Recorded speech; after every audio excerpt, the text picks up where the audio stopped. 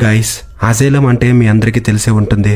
Mental patients ని అక్కడికి తీసుకొచ్చి ట్రీట్మెంట్ ఇస్తూ ఉంటారు. అలాంటి అజైలమ్స్ ఈ ప్రపంచంలో చాలానే ఉన్నాయి. మీరు గమనించారా, చాలా అజైలమ్స్ సిటీకి దూరంగా అడవుల్లో మాత్రమే ఉంటాయి. ఎందుకంటే అందులో జరిగే సీక్రెట్ ఆపరేషన్స్ బయట ప్రపంచానికి తెలియకుండా ఉండడానికి. జనరల్గా మానసికంగా అనారోగ్యంతో ఉన్న వాళ్ళని హాస్పిటల్లో జాయిన్ చేస్తారు కదా, అలాంటి వాళ్ళలో అనాథ అయిన పేషెంట్స్ని మేము ట్రీట్మెంట్ ఇప్పిస్తామని చెప్పేసి అజైలంకి తీసుకెళ్తారు. జంతువులపై చేయాల్సిన ప్రయోగాలన్నీ ఆ పేషెంట్స్ పై చేస్తారు. ఆ ప్రయోగాల వల్ల ఎన్ని సైడ్ ఎఫెక్ట్స్ వచ్చినా వాళ్ళు పట్టించుకోరు. ఆ అజైలంలో ఆ పేషెంట్స్ పరిస్థితి జంతువుల కంటే చాలా హీనంగా ఉంటుంది. అలా వాళ్ళు చేసే ఆ దారుణమైన ప్రయోగాల వల్ల ఆ పేషెంట్స్ చనిపోతారు. అలా చనిపోయిన పేషెంట్స్ ని కూడా వాళ్ళు ఆ అజైలం చుట్టుపక్కలే పూడ్చిపెట్టేవారు. కేవలం మెంటల్ పేషెంట్సే కాదు, ఎలాంటి మానసిక రోగం లేని వాళ్ళు కూడా ఆ అజైలంలో పడి బలైపోయారు. అయితే చరిత్రలో అలాంటి అజైలంలో పడి టార్చర్ అనుభవించి చివరికి ప్రాణాలతో బయటపడిన ఒక అమ్మాయి కథే ఈ మూవీ స్టోరీ. గైస్, ఈ మూవీ స్టోరీ చాలా ఇంట్రెస్టింగ్ గా ఉంటుంది. ఎక్కడ స్కిప్ చేయకుండా ఈ వీడియోని ఎండ్ వరకు చూడండి. ఈ మూవీ 19th సెంచరీలో స్టార్ట్ అవుతుంది. అక్కడ ఒక వెల్తీ ఫ్యామిలీని చూస్తాం. ఆ రాయల్ ఫ్యామిలీలో యూజిని అనే అమ్మాయి ఉంటుంది. తను తన ఫ్యామిలీతో పాటు డిన్నర్ చేస్తూ ఉంటుంది. అక్కడ తన బ్రదర్తో యూజిని ఓపెన్ గా మాట్లాడుతుంది. ఎందుకంటే తన బ్రదర్ కి మాత్రమే యూజిని యొక్క సూపర్ పవర్స్ తెలుసు. ఆ పవర్స్ ఏంటంటే ఆమె చనిపోయిన వ్యక్తులతో మాట్లాడగలదు. అంతేకాదు వాళ్ళు ఎప్పుడు అన్హ్యాపీగా ఉంటారో కూడా అంచనా వేయగలదు. యూజిని చనిపోయిన వ్యక్తులతో మాట్లాడేటప్పుడు తన బ్రీతింగ్ లెవెల్స్ హెవీగా ఉంటాయి. ఆ టైంలో తను చాలా అన్ఈవెన్ గా బిహేవ్ చేస్తుంది. తన చుట్టుపక్కల ఉన్న వాళ్ళు తనను చూసి ఏమనుకుంటారంటే తను ఒక మెంటల్ డిజార్డర్ తో బాధపడుతుంది అనుకుంటారు.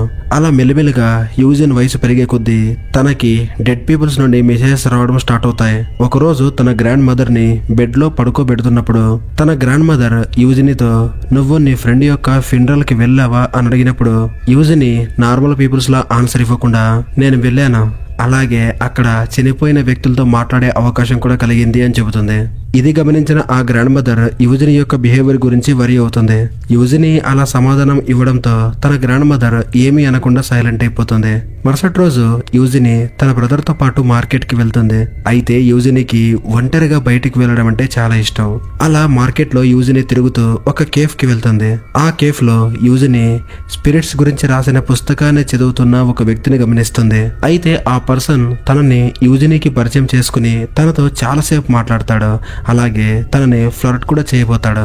ఇక యూజిని నీపై నాకు ఎలాంటి ఇంట్రెస్ట్ లేదు, కేవలం నువ్వు చదువుతున్న బుక్ కవర్ నన్ను అట్రాక్ట్ చేసింది అని చెబుతుంది. అయితే ఆ పర్సన్ యూజినికి ఆ బుక్ ని ఇచ్చి నువ్వు చదవడం పూర్తయిపోయిన తర్వాత ఈ బుక్ ని నాకు రిటర్న్ చేయమని చెబుతాడు. ఇక యూజిని ఆ బుక్ ని ఇంటికి తీసుకొచ్చి రాత్రంతా మేల్కొని చదువుతుంది. ఆ బుక్ ని చదివిన తర్వాత యూజిని రియలైజ్ అయ్యేది ఏంటంటే తన ట్రూ పర్పస్ ఏంటి, తను ఎలా ఆ స్పిరిట్స్ తో కమ్యూనికేట్ అవ్వాలి, అసలు ఆ స్పిరిట్స్ కి ఏ విధంగా హెల్ప్ చేయాలి అనే దాని గురించి అవగాహన వస్తుంది. యూజిని సిబ్లింగ్స్ అందరూ కూడా వెల్తీ ఫ్యామిలీలో పుట్టుంటారు. యూజినితో తన ఫాదర్ మాట్లాడడానికి ట్రై చేస్తాడు. యూజిని ఫాదర్ కి యూజిని అంటే ఇష్టం ఉండదు. ఎందుకంటే యూజిని ఎప్పుడు పూర్ పీపుల్స్ కి హెల్ప్ చేస్తూ ఉంటుంది. Poor peoples humble and kind అని నమ్ముతూ ఉంటుంది. యాక్చువల్లీ యూజిని ఫాదర్ కి ఇటువంటి మనస్తత్వం ఉన్నవారు నచ్చరు. యూజినికి అసలు రిచ్ అనే పదానికి అర్థం తెలియదు అని చెప్పేసి యూజిని ఫాదర్ కోప్పడతాడు. ఇలాంటి కారణాల వల్ల వాళ్ళిద్దరి మధ్య రిలేషన్ సరిగ్గా ఉండదు. ఇక తన డైలీ రొటీన్ లో భాగంగా ఒకరోజు రాత్రి యూజిని తన గ్రాండ్ మదర్ కి హెయిర్ ని దువ్వుతూ ఉంటుంది. అయితే యూజిని సడన్ గా స్పిరిట్స్ తో మాట్లాడుతూ ఆ వర్క్ ని మధ్యలో వదిలేసి అటు ఇటు కదులుతూ కబోర్డ్ లో ఉన్న డ్రాయర్ ని ఓపెన్ చేసి అందులో ఒక నెక్లెస్ ను బయటకు తీస్తుంది. అది చూసి వాళ్ళ గ్రాండ్ మదర్ షాక్ అవుతుంది. ఎందుకంటే తన భర్త గిఫ్ట్ గా ఇచ్చిన నెక్లెస్ పోయింది అనుకుంటుంది. దీంతో యూజిని గ్రాండ్ మదర్ ఈ నెక్లెస్ అక్కడే ఉంది అని నీకెలా తెలుసు అని చెప్పేసి యూజిని అడుగుతుంది. అప్పుడు యూజిని ఇంతకు ముందు గ్రాండ్ ఫాదర్ నాతో మాట్లాడాడు, తనే ఆ నెక్లెస్ ఎక్కడుందో కూడా నాకు చెప్పాడు అని చెప్పేసి చెబుతుంది. మరుసటి రోజు మార్నింగ్ యూజిని మదర్ యూజిని దగ్గరకు వచ్చి తొందరగా నిద్రలేవు, మీ ఫాదర్ నిన్ను మార్కెట్ కి తీసుకువెళ్తాడు అని చెబుతుంది. అది విని యూజిని హ్యాపీగా ఫీల్ అవుతుంది. ఎందుకంటే తన ఫాదర్ ఎప్పుడు యూజిని మార్కెట్ కి తీసుకుని వెళ్ళలేదు. అదే విధంగా మార్కెట్ కి ఒంటరిగా కూడా వెళ్ళనిచ్చేవాడు కాదు. అయితే మార్కెట్ కి వెళ్లే దారిలో యూజిని వాళ్ళ ఫాదర్ అండ్ వాళ్ళ బ్రదర్ యొక్క బిహేవియర్ ని అసలు గమనించదు. అయితే అలా వెళ్తూ వెళ్తూ ఉండగా వాళ్ళిద్దరి బిహేవియర్ స్ట్రేంజ్ గా అనిపిస్తుంది. అండ్ యూజిని తన ఫాదర్ సీట్ కింద ఒక సూట్ కేస్ ని కూడా చూస్తుంది. ఆ సూట్ కేస్ ని చూసిన తర్వాత అసలు మీరు నన్ను ఎక్కడికి తీసుకెళ్తున్నారు అని అడుగుతుంది. యూజిని తన బ్రదర్ ని కూడా అడుగుతుంది. అయితే అతను ఆమెకి ఎలాంటి సమాధానం చెప్పడు. వాళ్ళు అలా వెళ్తూ ఉండగా వెహికల్ విండో నుండి బయటకు చూసినప్పుడు ఒక లేడీ యూజిని స్ట్రేంజ్ గా చూస్తుంది. ఇక ఆ ప్లేస్ ని చూసి యూజిని భయపడిపోతుంది. అప్పుడే ఇద్దరు వ్యక్తులు ఆ వెహికల్ దగ్గరికి వచ్చి ఆ వెహికల్ నుండి ఆమెని లాక్కొని వెళ్లిపోతారు. అయితే యూజిని ఫాదర్ బ్రదర్ అని చెప్పేసి గట్టి గట్టిగా అరుస్తూ ఉంటుంది. అయితే వాళ్ళిద్దరూ అలా చూస్తూ ఉండిపోతారు తప్ప ఆమెకి సహాయం చేయరు. కొద్దిసేపటి తర్వాత యూజిని బ్రదర్ అదంతా చూసి వామిటింగ్ చేసుకుంటాడు. అసలు వీళ్ళు నా సిస్టర్ ని ఏం చేస్తారు అని చెప్పేసి లోలోనే బాధపడతాడు. అయితే నిజానికి యూజిని వాళ్ళ ఫాదర్ ఒక మెంటల్ హాస్పిటల్ కి తీసుకొని వచ్చుంటాడు. ఇక యూజిని లోపలికి తీసుకెళ్లిన తర్వాత అక్కడ ఉన్న డాక్టర్స్ యూజిని ఎగ్జామిన్ చేస్తారు. ఆ టైంలో యూజిని నేను మ్యాడ్ కాదు అని చెప్పేసి గట్టిగా అరుస్తుంది. ఇక యూజిని వీళ్ళందరి ముందు నాకు పిచ్చి లేదు అని ప్రూవ్ చేయాలని చెప్పేసి నిర్ణయించుకుంటుంది. ఇక ఫైనల్ గా యూజిని ఒక రూమ్ లోకి తీసుకెళ్తారు. అక్కడ చాలా మంది మ్యాడ్ పీపుల్స్ ఉంటారు. అయితే అక్కడున్న వాళ్ళలో కొంతమంది నిజంగానే పిచ్చి పట్టిన వాళ్ళు, ఇంకొంతమంది యూజిని లాగే పిచ్చి లేకుండా టార్చర్ అనుభవించే వాళ్ళు. అయితే అక్కడ యూజిని లాగే సేమ్ ఫేట్ ఉన్న అమ్మాయి యూజినికి అక్కడ ఉండే వాతావరణం సెట్ అవ్వడానికి హెల్ప్ చేస్తుంది. ఇక ట్రీట్మెంట్ కోసం యూజిని ఫ్రెండ్ ని కొంతమంది మేల్ డాక్టర్స్ ఒక రూమ్ లోకి తీసుకెళ్తారు. అయితే అక్కడ సిచ్యువేషన్ చాలా దారుణంగా ఉంటుంది. అయితే అక్కడ ఉన్న డాక్టర్స్ ఆమెని ఒక పేషెంట్ లాగా ట్రీట్ చేయకుండా ఇష్టం వచ్చినట్టు ట్రీట్ చేస్తూ ఆమెని హిప్నోటైజ్ చేస్తారు. ఇక ఆ ట్రీట్మెంట్ ఎఫెక్ట్ కి ఆమె కండిషన్ చాలా బ్యాడ్ అయిపోతుంది. అయినా కూడా అక్కడ ఉన్న డాక్టర్స్ ఆమెపై జాలి చూపించకుండా ఏదో సర్కస్ ని చూసినట్టు చూస్తూ ఉంటారు. నెక్స్ట్ సీన్ లో జనై నివా అనే నర్స్ పరిచయం అవుతుంది. ఆమె అక్కడ ఉన్న పేషెంట్స్ కి కేర్ టేకర్ అన్నమాట. జెనైవెవా అక్కడ ఉన్న నర్స్ డిపార్ట్మెంట్ కి హెడ్.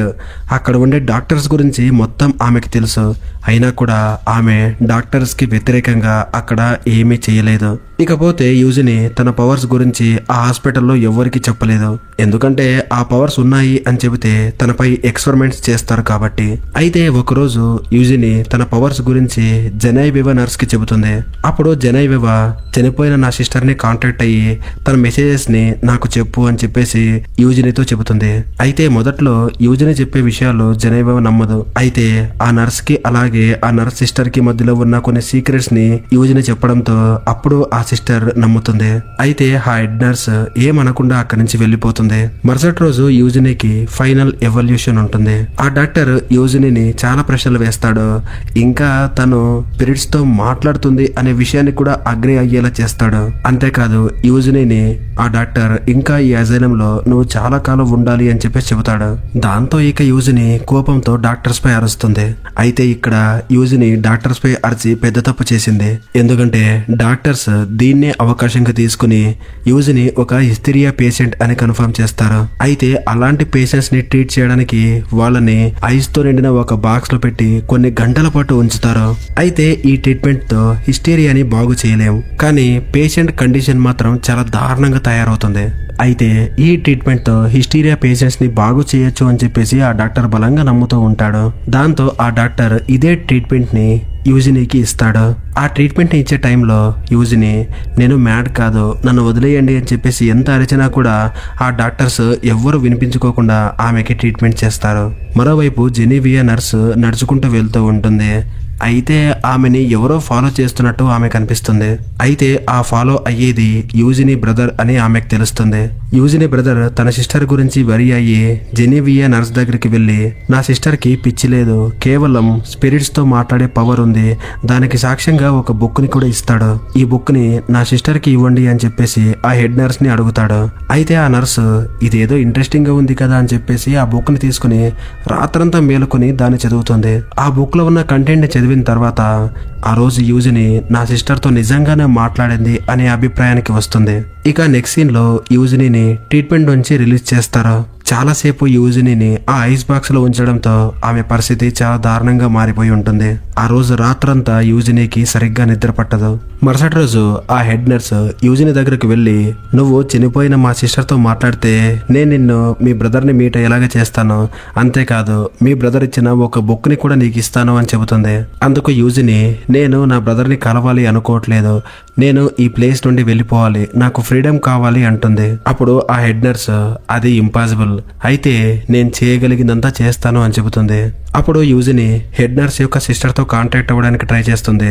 అయితే అలా ఎంత ట్రై చేసినా కూడా ఆమె సిస్టర్ ని కాంటాక్ట్ అవ్వలేకపోతుంది.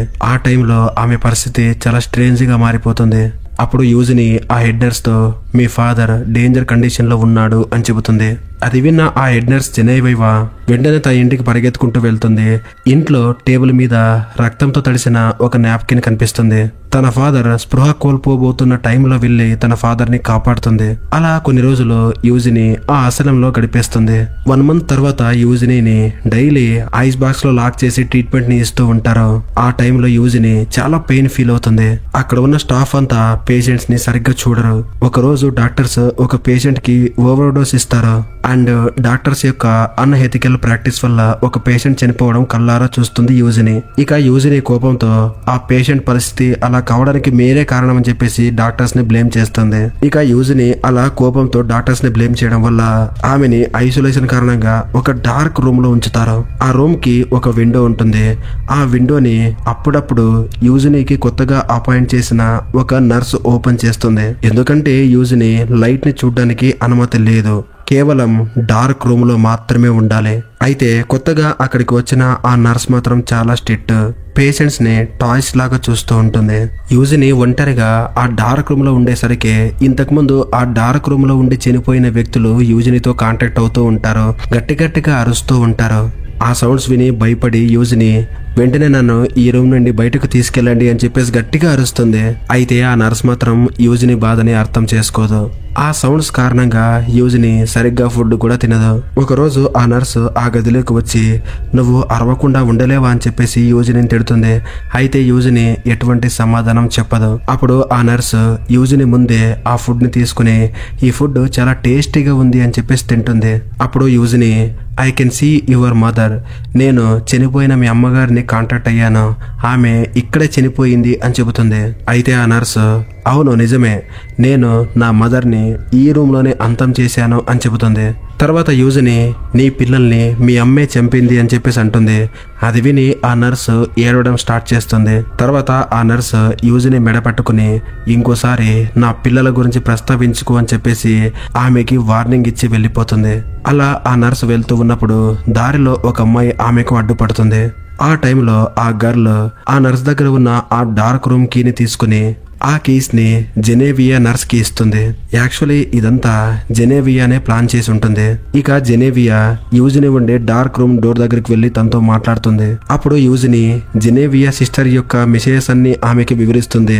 అలాగే చనిపోయిన నా సిస్టర్ యొక్క మాటల్ని నాకు చెప్పినందుకు థ్యాంక్స్ అని చెప్పి నేను ఎలాగైనా ఇక్కడి నుంచి బయటపడేస్తాను అని చెప్పేసి ఆమెతో చెబుతుంది. ఇక తను ఒక డాక్టర్ దగ్గరికి వెళ్లి యూజిని కండిషన్ ఇప్పుడు నార్మల్ కి వచ్చింది, తనని డార్క్ రూమ్ నుండి షిఫ్ట్ చేయొచ్చు అని చెప్పేసి చెబుతుంది. అయితే ఆ డాక్టర్ ఆ నర్స్ ని కొంచెం అనుమానంగా చూసి, సరే ఆమెని కామన్ వార్డ్కి షిఫ్ట్ చేయండి అని చెబుతాడు.